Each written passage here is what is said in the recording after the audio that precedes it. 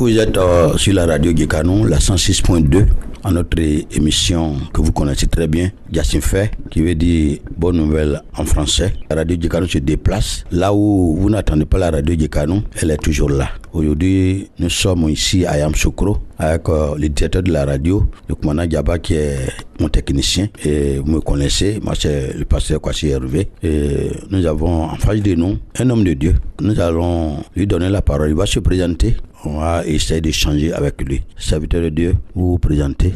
Merci pour l'opportunité que vous me donnez de me présenter à la radio et de parler. Je suis Kwasi Kofi Bernard, actuellement le surintendant de la région de San Pedro. La région de San Pedro qui compte 9 districts et j'ai au moins à charge 32 pasteurs que je gère. Avant d'être à San Pedro, il faut dire que j'ai connu le Seigneur. On va arriver là. Et on n'est pas chrétien, on devient chrétien. Est-ce que vous pourriez nous parler de votre conversion? Oui, comme l'avait dit, on devient chrétien. Effectivement, jusqu'à l'année 1994, le Christ n'était pas encore entré dans ma famille. Aujourd'hui, nous croyons que tous ont déjà entendu parler de Jésus, mais je ne crois pas que c'est évident. Jusqu'en 1994, Christ n'était pas encore entré chez nous. Et c'est le 14 janvier 1994 que je vais me donner entièrement au Seigneur. Et cela suite à 2 événements. Le premier, c'est que j'ai perdu mon oncle en 92. Et ce décès-là, en fait, ça m'a vraiment touché. Parce qu'il avait tout, mais il a tout laissé quand la mort l'a touché. Et le deuxième événement va être le décès de notre président, Feu Félix Houphouët-Boigny. Et j'avais fait le lycée mixte en son temps.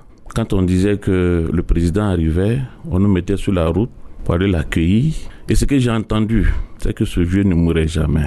Donc, étant enfant, nous avons vraiment pris ça comme une chose qui n'allait jamais se faire. Et nous avons fini les études ici. Nous sommes partis maintenant au lycée moderne d'Azopé. Et 13h, nous entendons que le vieux est décédé. J'étais bouleversé moi-même. Je me suis posé une seule question que je n'ai pas pu répondre et personne n'a pu répondre. Pourquoi le vieux est mort? Pourquoi le vieux est mort? C'est dans quel hôpital il est parti? Par faute de moyens, on n'a pas pu le soigner. Ou bien, c'est quelle ordonnance qu'on a prescrit qu'on n'a pas pu acheter? Et personne ne pouvait répondre. C'est seule la Bible qui a me répondu pour dire que l'homme n'est pas maître de son souffle. Et quand j'ai compris cela, j'ai dit qu'il fallait que je donne ma vie à Dieu. Parce que si pour le président a été repris, c'est pas moi qui va rester. Et c'est comme ça depuis ce jour, le 14 janvier 1994. Et il y a l'équipe qu'on appelle Gédéon qui était allée distribuer des livres, des Bibles en classe. Et quand j'ai reçu, moi j'ai dit cette fois-ci, il faut que j'aille à l'église. Et c'est comme ça que je suis devenu chrétien. Et la même année, j'ai été baptisé. En 1994, vous êtes converti. Et vous étiez encore élève. Mais comment vous avez arrêté l'école pour maintenant déclarer votre vocation? Quand en 1994, j'ai reçu le Seigneur, petit à petit, les choses vont se dessiner. La même année, je me suis converti en janvier et en juin, j'ai reçu le baptême. Comme Dieu avait sa main dans la chose, les choses ont été un peu précipitées de cette façon. Et quand nous sommes venus en vacances, j'ai dit à mon père que je vais devenir pasteur. Ça, c'était un nouveau mot pour mes parents parce que jusque-là, on ne savait pas de quoi il s'agit. Donc, je ne battais plus à l'école. Je dois maintenant être pasteur. Mais c'était un nouveau mot pour eux. Être pasteur, c'est quoi? Mais donc, vous étiez à quelle classe? J'étais à la 2e année de la terminale. J'ai fait la première année, j'étais encore en 2e année de la terminale. Et donc, quand j'ai dit ça à mon père, vraiment, ça n'a pas été facile. Parce que eux, regardant les fidèles, les églises qui étaient au campement, comment les gens se comportent. Et moi, après avoir fait l'école, à ce niveau-là, je suis le premier fils de la famille, et laisser l'école pour venir faire comme ce que les gens font au campement, il dit non, ça là, mon petit, je ne peux pas accepter ça. Peut-être que le vieux, lui, s'attendait à un docteur, à un médecin ou à un avocat. C'était son souhait. En fait, il voulait que je sois un gendarme. Et c'est ce que j'avais même fait les dossiers du gendarme. Et puis j'avais fait les dossiers du CAFOP même. Mais tout ça, quand j'ai commencé à voir les réalités de la Bible, j'ai dit non, je ne fais plus ça que de servir le Seigneur. Et ça n'a pas été facile. Mais au fil du temps, il va essayer de comprendre. Et quand j'ai quitté donc le campement pour Yamoussoukro ici, parce que moi j'ai cru qu'on venait payer les cours et on rentrait, puisque nous on ne savait rien. Et donc quand je suis arrivé ici, on m'a dit non, c'est pas comme ça. C'est ça que je me suis rendu à Sabo, à Kpambassou d'abord, après à Sabo avec le pasteur Samson, et qui m'a aidé à montrer le circuit. Et on allait à Boaké pour faire le frissage. Et c'est ça que nous sommes rentrés ici en 97. De 97, vous avez fait combien d'années et vous êtes sorti Et vous avez fait combien d'années sur les champs avant que vous ne rentriez encore à la faculté, comme vous dites?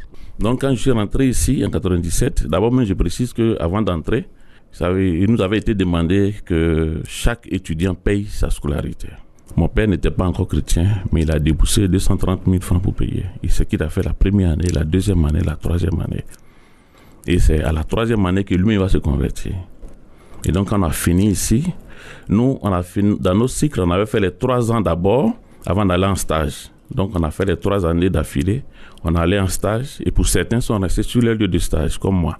Et c'était à Petit Boaké de Konofla, voilà. Petit Boaké de Konofla. Donc, je suis allé là-bas en 2000 en stage. Quand j'ai fini, je suis resté encore pour 5 ans. Donc, ça faisait 6 ans que j'ai passé à Petit Boaké. Et t'as dit que Ali Bassi, lui, était déjà véhiculé.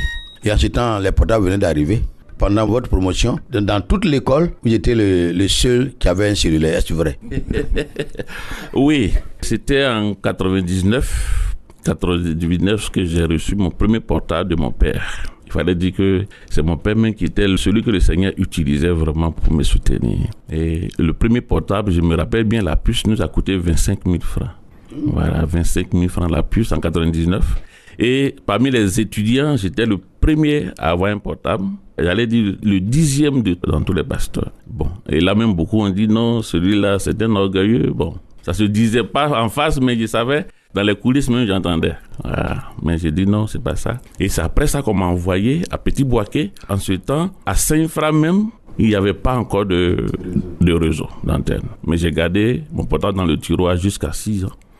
Et c'est en 2006 qu'on a fini. Là-bas qu'on m'a envoyé maintenant à la Fatiha. J'ai été admis à la Fatiha. À la Fatiha, vous avez rentré à la Fatiha dans quelle année? Est-ce que toute étude n'est pas facile? Est-ce que vous avez rencontré des difficultés? Ou bien c'était la paix? Vous avez marché sur les rails? Ok, c'était difficile. D'abord, quand nous sommes arrivés à Abidjan, c'était un samedi. Je ne connais pas exactement la date, mais c'était en septembre, un samedi. Nous sommes arrivés un samedi, c'est la même nuit du samedi qu'ils ont versé le déchet toxique. Oui, ma femme était enceinte.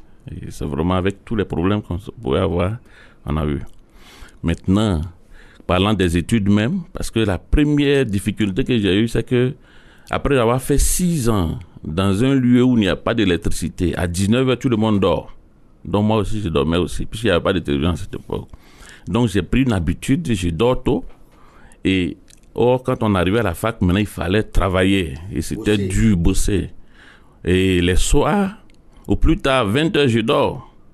Et je me réveille, j'ai un ami gabonais, Ifongagi Roger, qui dit, moi j'ai travaillé jusqu'à 3h. Mais je me demande qu'est-ce qu'il lui fait, et puis il travaille jusqu'à 3h du matin. Mais après 3 mois, j'ai vu qu'il y avait du boulot derrière moi, que je n'avais pas fait. Mais par la grâce du Seigneur, on a pu vraiment se remettre au travail. Et ça n'a pas été facile aussi. Il y a un enseignement aujourd'hui que le Seigneur m'a fait grâce de découvrir dans les douleurs. Parce qu'un soir, quand tout est fini entre nos mains, nous n'avons rien à manger. Ma femme a essayé de faire du bouilli de riz et qu'on n'a pas pu mettre du sucre pour manger. Et c'est ce jour que j'ai repleuré mon père, qui était jusque-là mon sponsor. Et c'est au moment où je pleurais. La nuit, j'ai fermé toutes les portes et j'ai senti que le Seigneur est rentré derrière moi. J'ai senti quelqu'un rentrer. Et la personne me demande, pourquoi pleures-tu? Crois-tu que ton Père est éternel? C'est moi qui suis l'éternel. Et puis à Abidjan ici, qu'est-ce que tu as? Et puis tu dis tu n'as rien et tu pleures ainsi. Quand il m'a posé cette question, ce n'était pas un songe. J'étais en train de pleurer. Et puis mon idée m'a envoyé sur le cas de Moïse. Moïse qui, Dieu l'a appelé, il dit non, il ne sait pas parler en public, je ne peux rien faire. Finalement, Dieu lui a demandé, qu'est-ce que tu as entre tes mains? Et il dit non, j'ai un bâton sec. En ajoutant le sec, pour dire c'est rien. Il dit donc, jette ça, tu vas voir. Il jette, ça devient quelque chose d'effroyable. Il dit donc, prends ça. Il attrape, il dit, ça va t'accompagner dans ton ministère. Et donc, étant revenu donc à notre discussion, qu'est-ce que tu as ici à Abidjan? Et puis tu dis, tu n'as rien et tu pleures ainsi. Il dit non, j'ai un congélateur, et puis j'ai une voiture. Parce qu'en temps, mon père avait payé une voiture pour moi à 5 500 000 à l'époque. C'était en 2003. Les Carina, eux, c'était pas encore dans le transport de taxi, mais il avait payé un pour moi. Et donc, il dit, j'ai une voiture et puis j'ai un congélateur. Il dit, quoi? Abidjan ici, tu as un congélateur, tu as une voiture et puis tu pleures quand tu n'as rien? Jette, tu vas voir. Et dans le jet, tu vas voir, je l'ai entendu. fais du commerce avec ça, tu verras. Ce qui fait qu'on a essayé de vraiment nous mettre au travail de cette façon-là. Le lendemain matin, j'ai dit à ma femme, nous allons vendre de l'eau. Elle dit non, à Cocody ici, tout le monde a un congélateur qui va boire ton eau. J'ai dit non, on va essayer. Sans toutefois dire que c'est Dieu qui m'a dit. Parce qu'à l'époque, quand on dit Dieu m'a dit, c'est un peu trop chose. C'était un peu combattu. Donc j'ai laissé cet aspect-là. Et puis, ce même jour, on a attaché de l'eau, on a vendu et nous avons eu 1000 francs ce même jour. Et puis le lendemain aussi, j'ai commencé à faire des démarches pour mettre ma voiture en roro. Ce qui a été fait. Et chaque jour, ça me ramenait au moins 12 000, 10 000. Des fois, c'est un peu plus que ça. Et c'est ça qui nous a aidés à nous-mêmes nous scolariser mes enfants et vivre jusqu'à ce qu'on finisse d'étudier sans tendre la main à quelqu'un. Donc c'est un peu ça, les difficultés, mais le Seigneur était avec nous. Nous voulons vous dire merci pour votre courage. Maintenant, vous êtes à une pastorale et vous êtes l'orateur principal. Qu'est-ce que ça a suscité au président de te prendre comme un orateur? Alors qu'à l'église, il y a des éminents autorités ecclésiastiques, des docteurs et autres. C'est pas parce que vous ne connaissez pas aussi la Bible, hein. Vous avez fait aussi la faculté, mais vous n'êtes pas encore arrivé au degré de docteur. Alors, qu'est-ce que ça a suscité au président en vous pour que vous appelez à cette pastorale où nous sommes plus que 500 ou 600 pasteurs? Ok, peut-être que la question, peut-être monsieur le président serait encore mieux situé de répondre, mais ce que je sais, c'est qu'à 2 reprises, il a signé ma décision de sortie du pays. Je suis allé au Gabon dans l'année 2017 2 fois. La première fois, c'était du 4 au 17 avril 2017. Et le thème, c'était comment devenir un producteur de richesse pour Dieu. Et quand nous avons fini cette conférence au Gabon, là-bas même, j'étais sur la chaîne nationale du Gabon, j'étais sur la radio nationale du Gabon. Quand on a fini cela et que nous sommes revenus, et cela vraiment a fait du travail dans le peuple gabonais. Et 7 mois après, ils m'ont encore appelé au Gabon. Donc en partant, c'est le président encore qui a signé ma décision de sortie. Donc je crois que en plus de ce que peut-être il pourra dire, il sait que le Seigneur au moins a déposé quelque chose en nous. Il a discerné cela, me semble-t-il. Donc, ça même approché au président, nous comprenons pourquoi il vous a pris comme orateur de cette pastorale. Vous avez parlé tout à l'heure d'un thème, comment devenir un producteur de richesse pour Dieu. Est-ce qu'aujourd'hui, à cette pastorale qui a commencé depuis, je pense, les dimanches combien? Les dimanches 8. Est-ce que c'est le même thème que vous traitez? Oui, parce que ici, il s'agit au point où nous sommes parvenus, nous cherchons à faire donc des œuvres sociales. Et moi, je devais intervenir que 2 jours. Je ne fais qu'un survol de ce que j'ai enseigné pendant 1 semaine au Gabon. Et ici, en prenant le thème « Comment devenir un producteur de richesse pour Dieu », j'ai dit qu'aujourd'hui, il faudrait que l'Église parle de l'argent à visage découvert. Parce que il y a plusieurs choses que nous devons faire et que nous ne pouvons pas faire sans l'argent. Par exemple, la plus petite des choses, c'est que le fait de donner de l'eau à boire à quelqu'un. On croirait que ça serait la plus petite action. Dans Marc, je crois, chapitre 9, verset 41, qui dit « Celui qui donne un verre d'eau à un de mes serviteurs ne manquera point sa récompense. » Et dans Matthieu, c'est dit que celui qui donne un verre d'eau froide. Donc, dans les 2 cas, ce n'est pas la plus petite action. Parce que si c'est pour donner de l'eau simplement, c'est-à-dire l'eau provenant du puits, mais il faut d'abord avoir le puits. Et pour creuser le puits, ce n'est pas un minimum de 110 000. Moi, j'en ai fait à Yabayo. Et si nous prenons dans le contexte de Matthieu, et Matthieu lui dit un verre d'eau froide, ça veut dire que si c'est la zone urbaine, il faut avoir d'abord un conteneur de l'eau. Et si tu as un conteneur d'eau, pour avoir l'eau en permanence, tu payes régulièrement tes factures. Et si on parle de froid, ça veut dire qu'il faut avoir un compteur de CIE. Et pour que l'électricité soit en permanence, ça veut dire que tu payes régulièrement tes factures. Ça, c'est de l'argent. Et pour que ça soit froid, il faut avoir un congélateur ou un réfrigérateur. Donc tout ça, ça nécessite de l'argent. Donc que ça soit la plus petite action que nous avons à mener, nous avons besoin d'argent. Et même la mission que le Seigneur nous a donnée, qui est d'aller partout dans le monde entier. Notre horizon, c'est le monde entier. On ne peut pas parcourir le monde avec les mains vides. Simplement quitter le bord d'un quartier pour un autre, on prend taxi. C'est de l'argent déjà. Donc nous amenons les chrétiens donc à vraiment s'adonner au travail pour avoir de l'argent, pour faire l'œuvre de Dieu, parce que l'œuvre de Dieu devient de plus en plus exigeante. D'abord, les acquis que nous avons, les temples que les premiers chrétiens, nos parents ont construits, sont en train de vieillir. Il va falloir renouveler. Ça, c'est de l'argent. Et aujourd'hui encore, nous pensons agrandir les temples pour construire de nouveaux temples. Ça, c'est de l'argent. Et à l'avenir, qu'est-ce qu'il faut faire? Vous venez de donner un bon thème. C'est très sensible dans l'église SEMA, l'argent. Nos frères gabonais ont reçu cela, cet enseignement à 2 reprises. Est-ce que vous pensez, aujourd'hui que vous êtes en train d'enseigner ce même thème d'une autre manière, avec un autre verset de la Bible, Philippiens 3:16, je pense, est-ce que vous pensez que vos collègues pasteurs et missionnaires qui sont là vont accepter ça facilement? Bon, je crois que oui, parce que c'est un message d'actualité. C'est un message d'actualité. Là où nous sommes arrivés, au point où nous sommes arrivés, là, je crois que c'est de ça que nous devons parler. Parce qu'on ne pourra pas faire l'œuvre de Dieu les mains vides. Parce que jusque-là, on ne faisait pas l'œuvre de Dieu les mains vides. C'est parce que les missionnaires étaient devant nous et ils apportaient de l'argent. Quand on dit on veut faire tant, ils envoient de l'argent sans nous dire toutefois où sont allés prendre. Et je crois qu'il est temps maintenant, puisque les missionnaires ne sont plus, il est temps que nous-mêmes, nous cherchions à nous débattre pour pouvoir faire l'œuvre de Dieu. Sinon, je crois qu'on ne pourra pas arriver, on ne pourra plus continuer. Les collègues, déjà même, j'ai déjà mon calepin est en train de se remplir. Il y a des gens qui demandent, nous voulons que vous venez chez nous, nous voulons que vous venez chez nous. Donc je crois qu'ils vont l'adhérer. Ils vont adhérer à cela. Est-ce que vous pourrez faire la conclusion peu brève de votre enseignement? Okay. Donc, la chose qu'il y a dedans, c'est que nous devons regarder bien les textes bibliques. Les textes bibliques ne sont pas en contradiction avec l'argent. La spiritualité et l'argent ne sont pas en conflit. Il faudrait que nous religions bien les textes pour voir. Parce qu'il y a un texte que les gens citent à tort à travers, vous dit que non, l'argent est la racine de tous les maux. En lisant bien ce texte et en analysant, on dit bien l'amour de l'argent est une des racines de tous les maux. L'amour de l'argent. C'est l'amour de l'argent qui peut t'amener à tuer quelqu'un pour prendre ce qu'il a. Ça, c'est différent. Mais travailler à la sueur de son front, par son intelligence, oui, ça, je crois que c'est ce que nous devons faire. Et c'est ce que nous sommes en train de vouloir véhiculer dans tout ce que nous sommes en train de dire. Que chacun de nous se débatte. Là où il est, derrière sa maison, qu'il plante au moins 2 pieds d'aubergine, 2 pieds de piment. Ça, là, il ne va plus acheter ça au marché. Et cet argent-là, ça pourra l'aider même à faire autre chose. Et même de ces quelques pieds-là, il peut même servir quelqu'un d'autre avec ça. En fait, c'est tout ce que nous sommes en train de dire par les thèmes que nous utilisons. Vous êtes sur la 106.2, la radio Djekanou. À vous entendre, peut-être qu'il y a des gens qui vont vouloir vous appeler. Est-ce que vous pourrez donner vos contacts? Ok. Et comme je l'ai dit, je suis à San Pedro.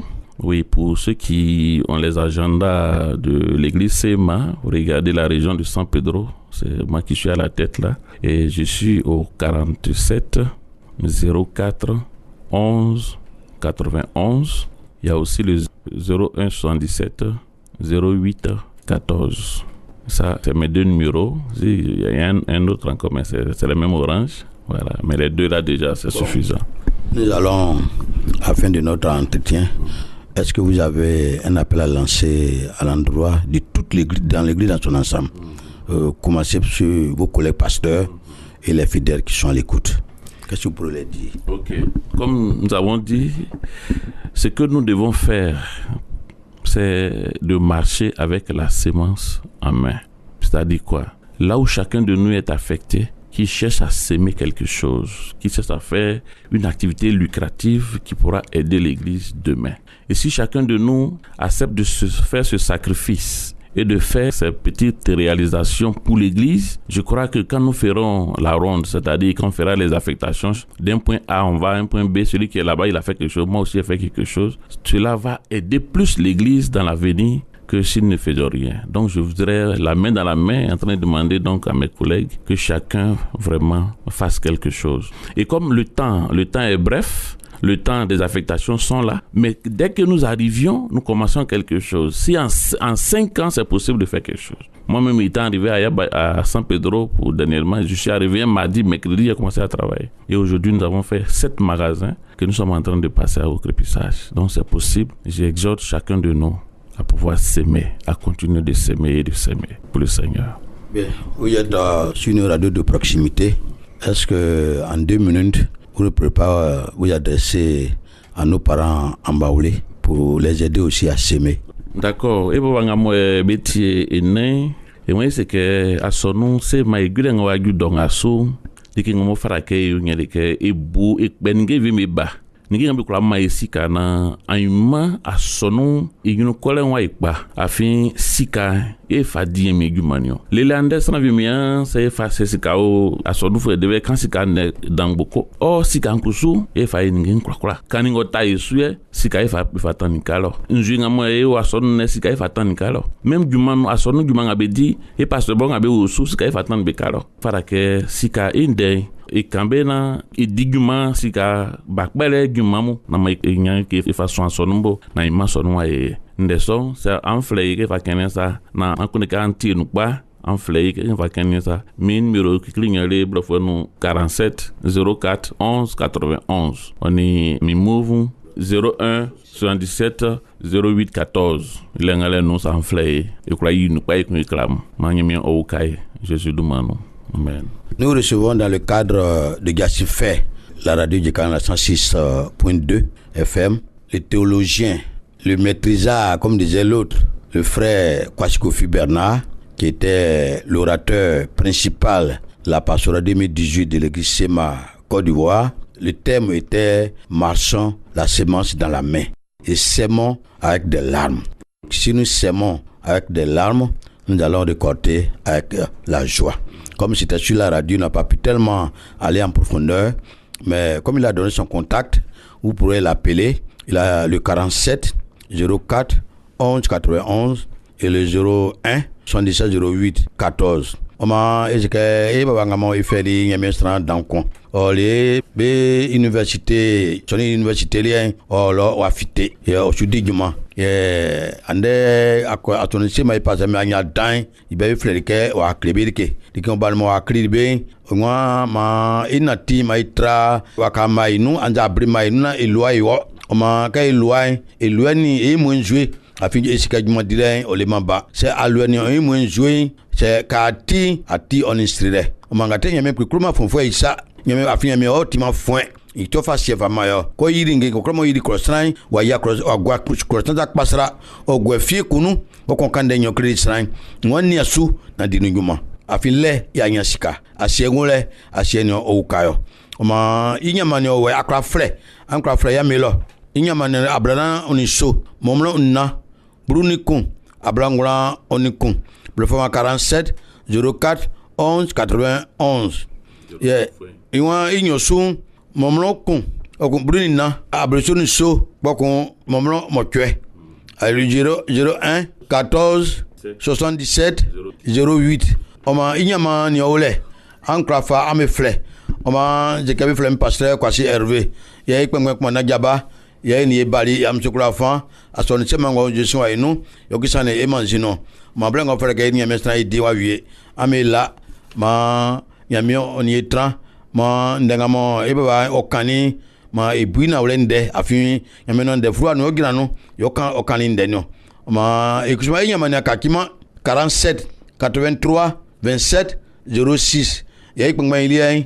05 32 10 16 sanfle yama nyongole sum amenyai pokuta menyae ekle amu isi isiantin okwa masonu no ampora suro okwa amerike kan ameta tonu point sanga atonu ata tonu point dia kunazika akwasika matin amfle okwa melo okwa mesika unkunde latin pokwa amenya beti ma amela na mo konfle siaba sabeduma yenu amen.